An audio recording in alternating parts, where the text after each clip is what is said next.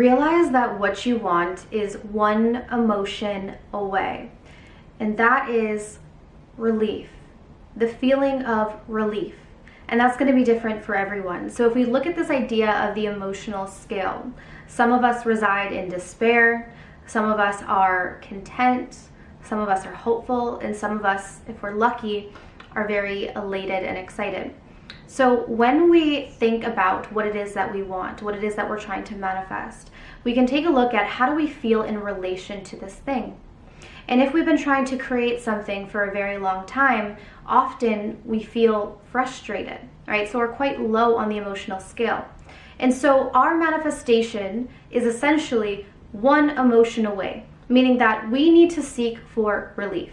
We need to find some way to move up the emotional scale in relation to this thing that we want, so that when we think about this thing that maybe we've been trying to manifest for weeks, for months, for years, we feel just a little bit better, right? So it's not about taking these huge leaps, but it's about taking these smaller incremental leaps, which just mean, in simple terms, relief.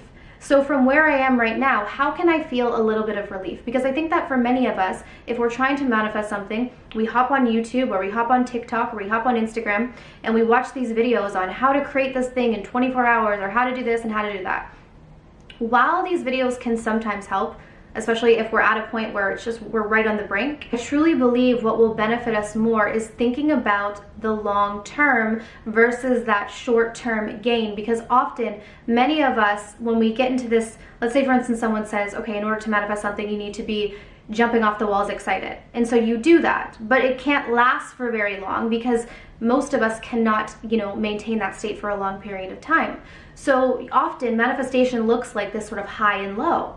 And so you don't want to be stuck in this high and low state where you're not actually drawing anything in. You want to think about, how can I move myself up the emotional scale to the point where I'm actually able to maintain that higher state. And if we look at anything in life, the way to maintain something is to take small steps towards it versus making this huge leap that we cannot sustain, and thus we fall back down right to where we were in the first place. I'm sure that you've heard from many manifestation coaches that you need to get to a state of hopefulness, to contentment, to neutrality. So something I teach is neutrality. So you need to get to at least that point to draw something in, right? And so understand that you can 100% get there.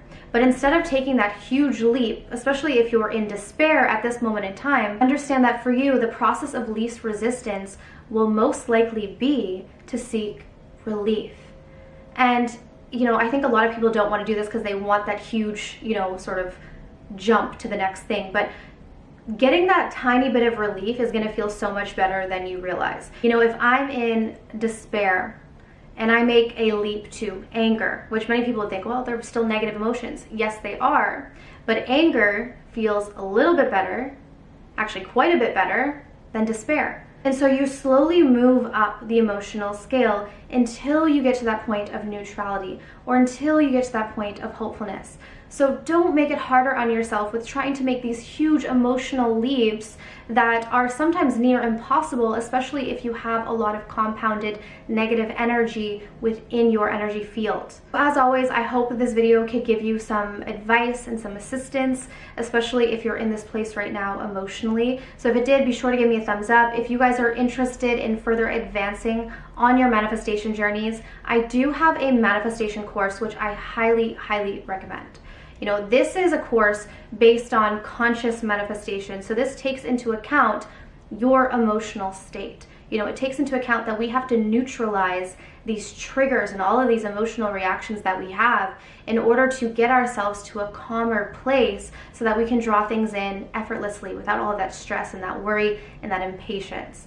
So this is a 7-step process. This is a process that I have been using for many years. And if you guys are interested in this, the information will be down below. But I want to thank you guys so much for tuning in, and I'll see you soon. Take care.